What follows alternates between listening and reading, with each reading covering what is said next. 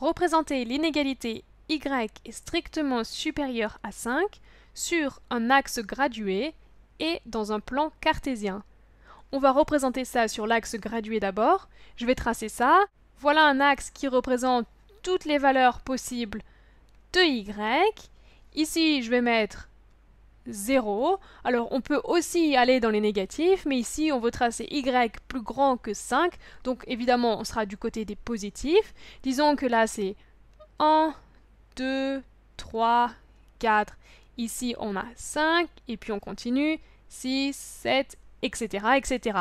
Et y est plus grand que 5, et non pas supérieur ou égal à 5, mais strictement supérieur à 5.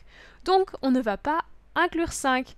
Donc, on va dessiner un crochet comme ça, tourner vers l'extérieur, ce qui veut dire qu'on exclut 5.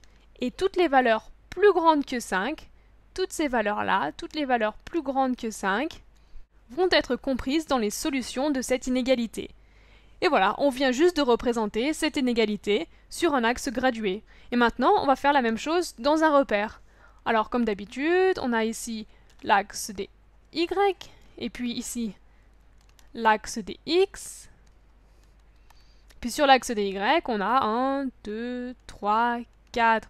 On a 5 ici, on continue, 6, 7, etc., etc. Et on veut y strictement plus grand que 5. Mais on ne veut pas inclure 5, donc à y égale 5, eh bien je vais dessiner une ligne en pointillé, comme ça, ce qui veut dire que on exclut 5.